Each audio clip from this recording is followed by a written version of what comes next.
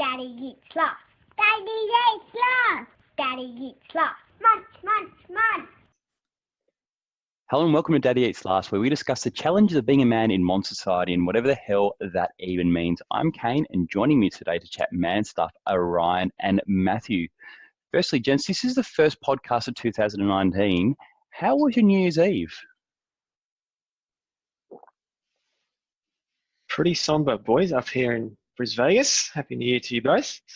We didn't really plan much having the little bub for his first New Year's Eve, so we just got Kimmy's mum and dad around, and to be honest, Kim and I were falling asleep around 9:30, and they were looking at us going, what is going on? So they're like, all right, well, we'll just go home, leave you to it. And we were probably in bed by 10. So pretty somber affair up here. Yeah, much the same down here. We did splash out. We got a small wedge of goat's cheese and had that with a bottle of wine that I'd been saving up for a few years, which had matured and was really ideal to drink in 2018. So I just snuck that in on the last day of the year. But again, we were in bed by, I guess, 10 past 10 as well, and exhausted, being up at 7 a.m. the next morning for the little fella, which was his birthday as well. So it was a big day all around the next day. So getting a good night's sleep is probably handy for us. But Ryan, as the non-child-bearing fella in this threesome, tell us a bit more about yours. Can we live vicariously through you? We can. One of us out of our three made us past Melbourne at midnight in Melbourne.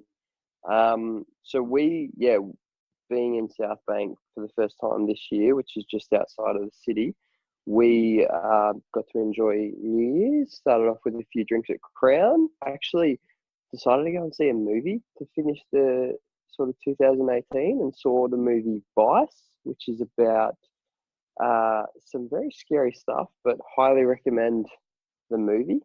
And then finished with the fireworks over the city and sort of hearing them from the apartment, which was quite nice, and closed off at about 1 o'clock and slept until about 11. So certainly no 7 a.m. wake up here. Wow, 11 o'clock. That is a decadent sleep in. I can't remember the last time I've probably never even slept into 11 full stop. But yeah, certainly haven't done so in the last 3 to 5 years anyway. Being New Year's and being the first podcast of 2019 of Daddy Eats Last, I wanted to discuss New Year's resolutions and whether you gents make them, if you have some sort of, alternative to New Year's resolutions, if your partners do or people you know, and how you go about sticking to them. I was reading this week that less than 10% of people who make a New Year's resolution stick to it, and we might get to the reasons of that as we discuss this today. But firstly, did either of you make a New Year's resolution this year, or do you make them? So I don't make New Year's resolutions as per se, but I sort of spend the week between Christmas and New Year's reflecting on the year gone. I write a letter kind of based on everything that happened that year, so that one, I can remember it, but two, I can reflect on it.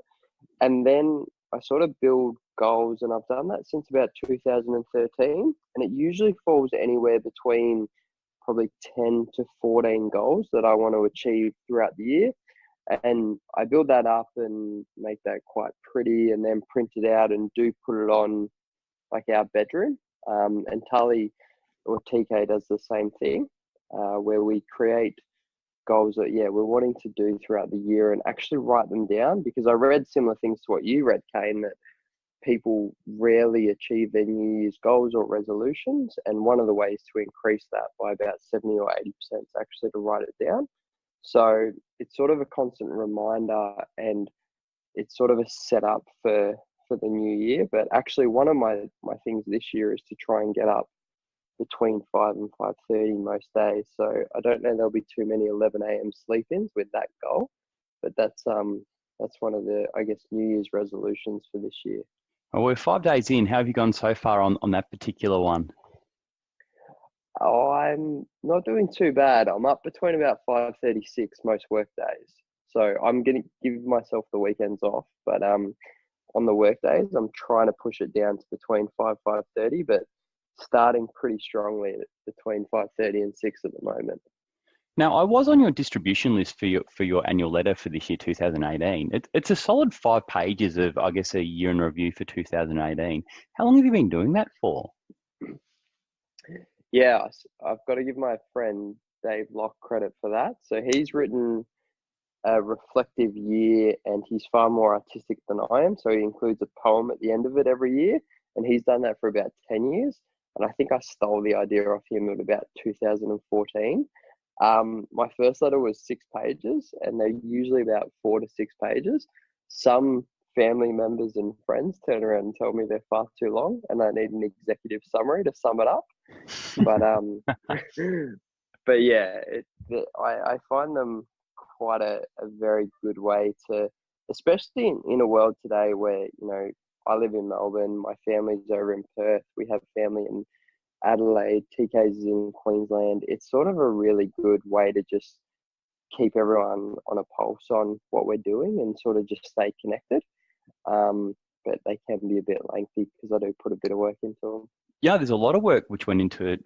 I read it from start to finish. I thought 5 pages went really quickly, but there is a lot of work put into it. It's probably a lot better than, you know, posting flipping stuff on social media every couple of hours. And especially like the quote which you start and finish it with, which is, "A year lived is a year to be grateful for." It's a really good thing to keep in mind around New Year's and leading into the new year and every year of, everything you should be grateful for in life, you should actually show gratitude for, and putting that down on paper is a good way of reinforcing that.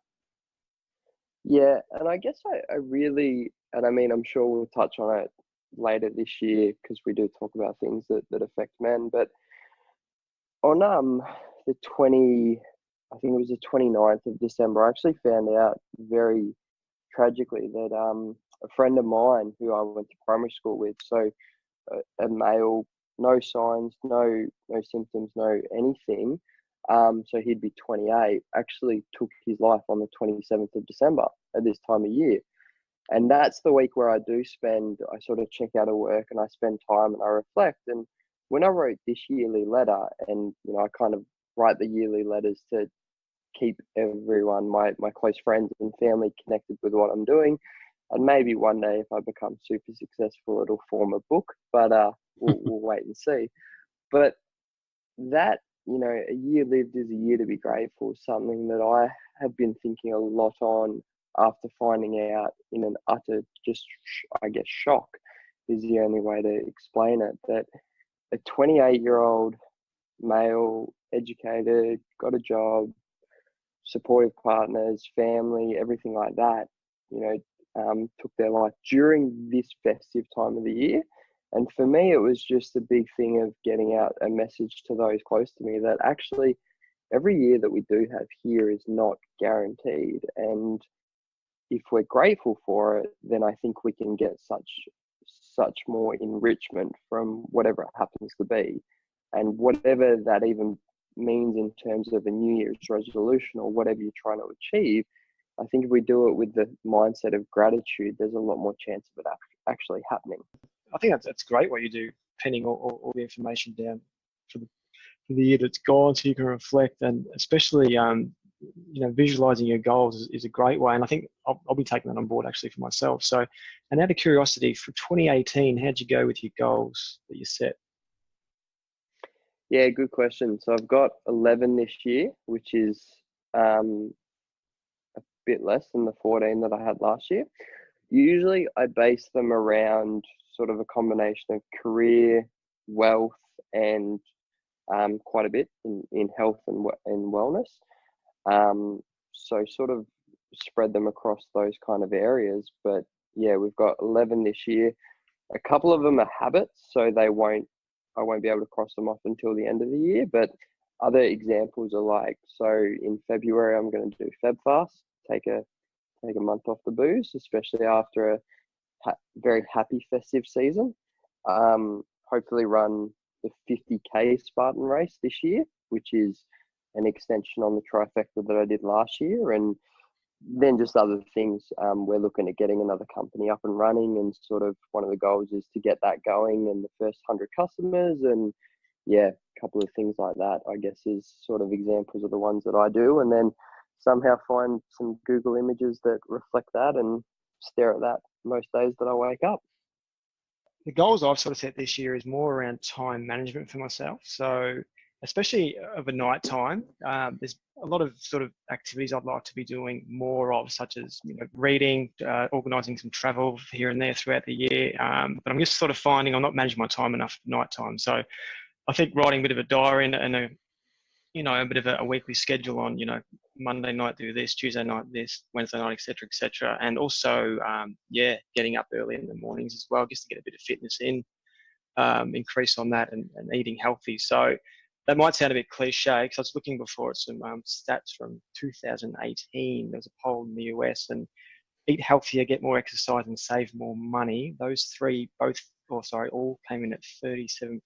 So I was wondering if that's probably coming off the festive season, eating healthy. Everyone's binged on, booze and, high volumes of calories and sugary treats, which rolls into the get more exercise and save more money. Everyone's, blowing a lot of money over the festive season as well. So I think the problem with those goals, they're just overarching sort of resolution sort of things, like I'm going to get healthier, or I'm going to spend less money, I'm going to do X, or I'm going to do Y. There's no steps towards it. Like, instead of taking a small step and achieving that, and then another small step and achieving that, and incremental change leads to bigger changes, people just do the broad, I'm going to spend less money on my credit card this year, which is such a broad thing. There's no real sort of achievable goal in that, and that's why people kind of fall for the wagon, is my opinion on those sort of things. And it's probably one of the reasons why I don't do a lot of New Year's resolution based stuff, because a lot of them are sort of broad brushstrokes, and without that sort of actionable component, I've found them really hard to stick to, and they're sort of a bit wishy-washy for me. So none for me this year, although I should take a leaf out of both of your books and jot some things down. what about setting, maybe not a resolution, Kate, but some goals for yourself or your business? Do you take the quiet time of January to sit down and do that, or do you do that mid-year, or when do you sort of do that kind of stuff? I don't really do that at all, to be honest. I kind of fly by the seat of the pants to some extent. I'm not a great planner. What I do is I have a little whiteboard which sits in front of my computer, which I often work on. I'm generally in front of the same computer a lot of the time, and I'll just change what I write on that to change my focus over particular times of the day or the week or the year, depending on what my focus should be.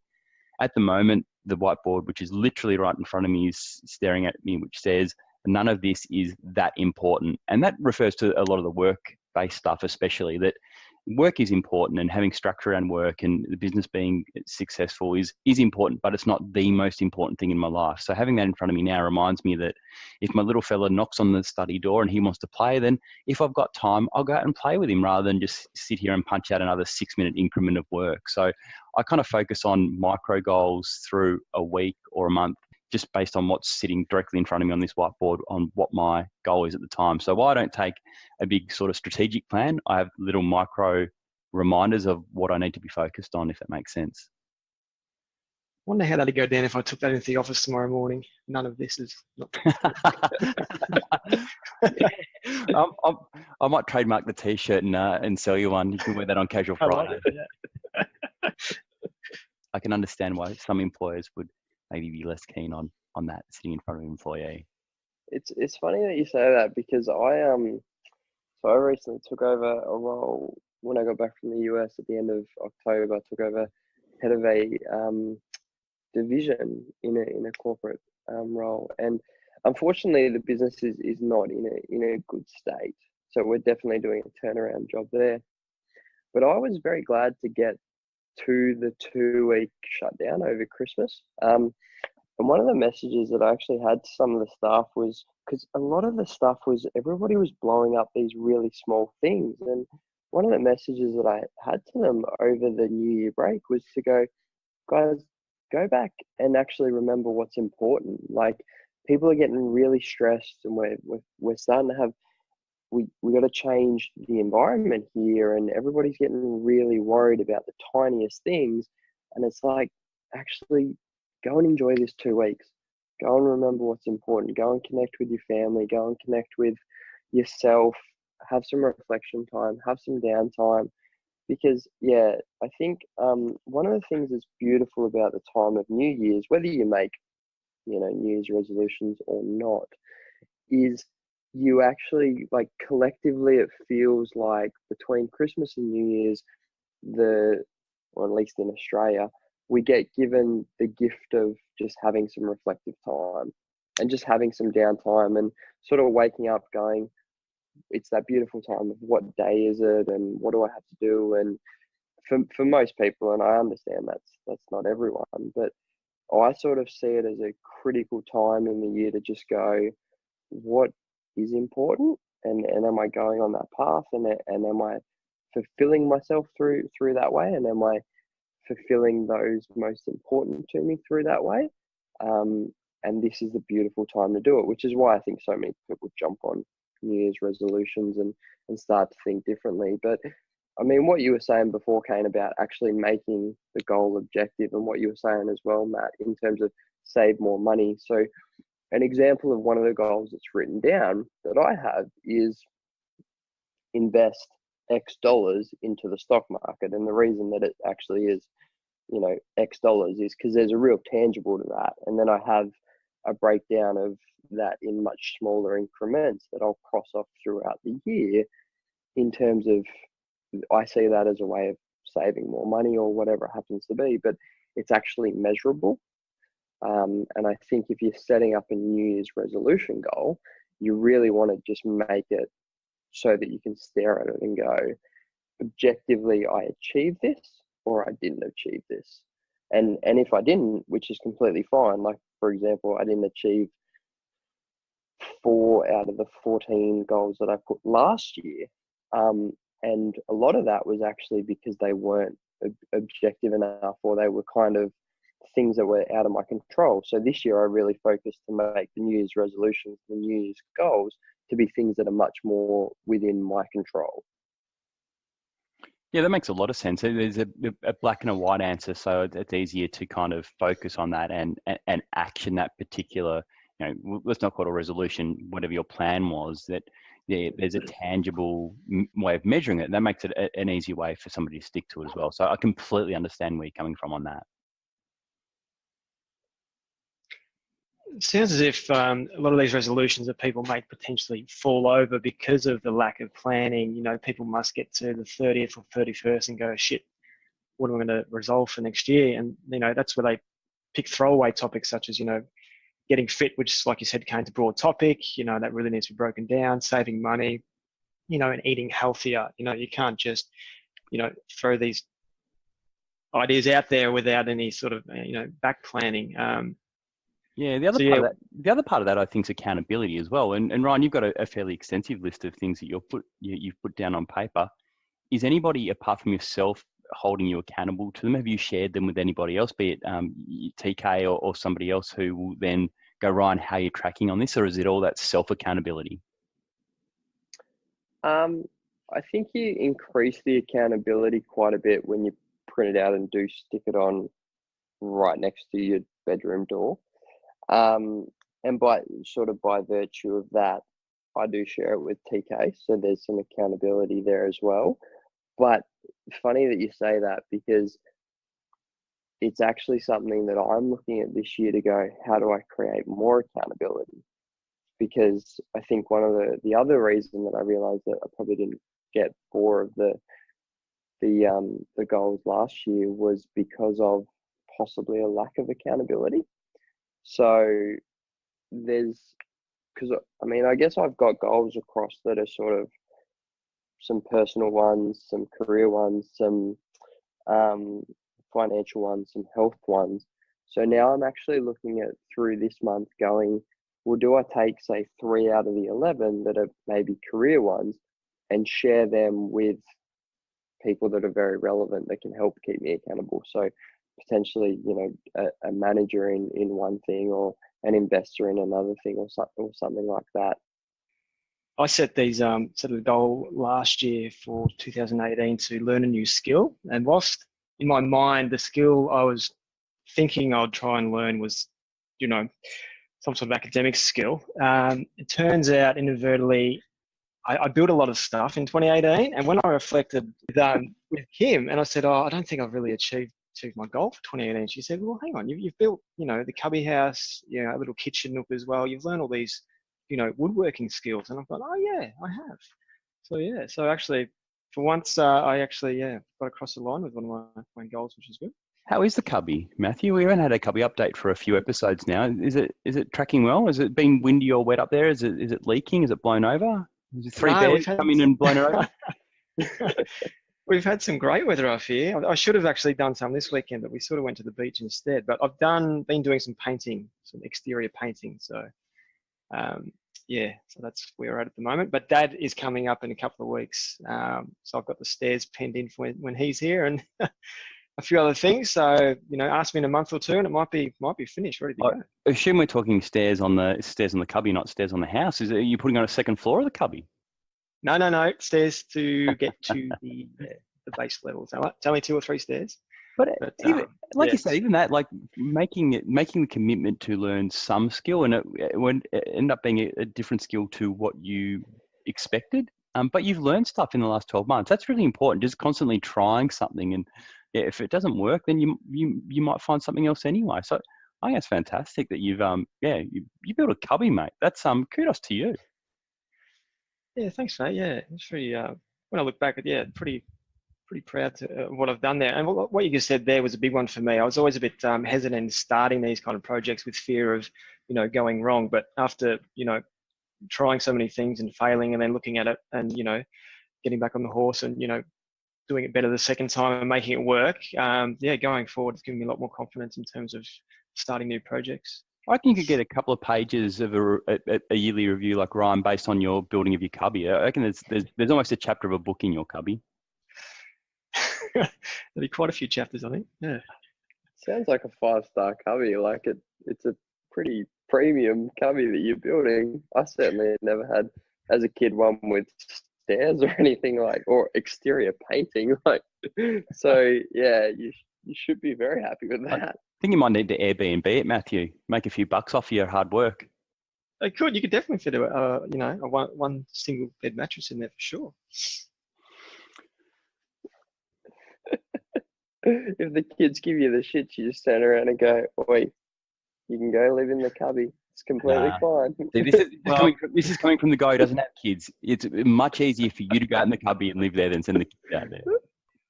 My biggest fear now is that the kids will.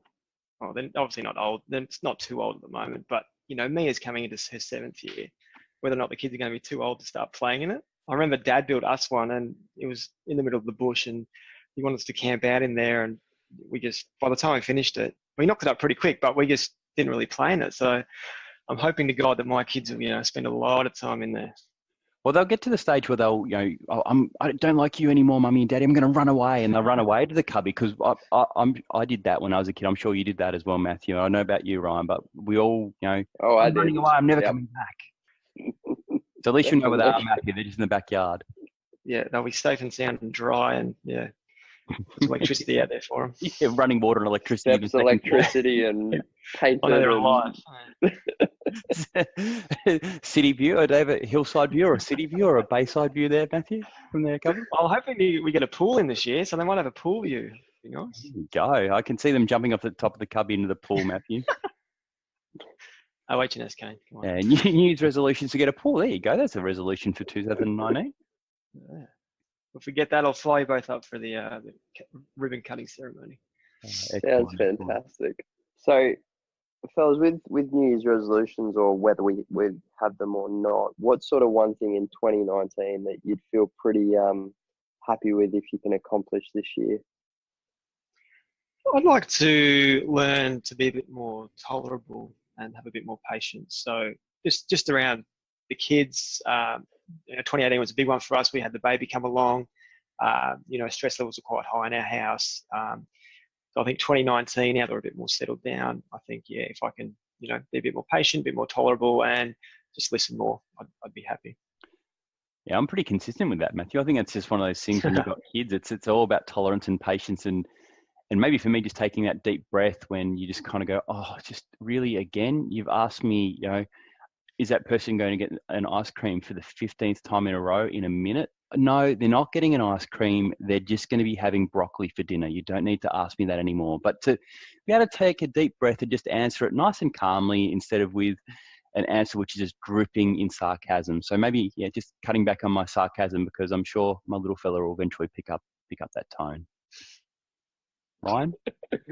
You guys both make having kids extremely appealing. But no, I guess for me, 2019, I guess is just about if I can practice a little bit more gratitude with everything, and that means spending a bit more time with the things that are really important and appreciating the small things in life and not being probably so hard on myself on some other things and just approaching things with a bit more gratefulness and gratitude, then that's my my insight into 2019, I guess. Well, they do say gratitude is a secret superpower. So if everybody listening out there can just take a little bit of gratitude into 2019, they'll all basically feel like superheroes and the world will be a better place. That just about wraps it up for this week. Do subscribe to Daddy Eats Last on iTunes. And thanks for listening. And we'll be back next week for another episode, or should I say serving, of Daddy Eats Last. How's that for a dad joke? Catch you next week. Bye bye. Bye bye.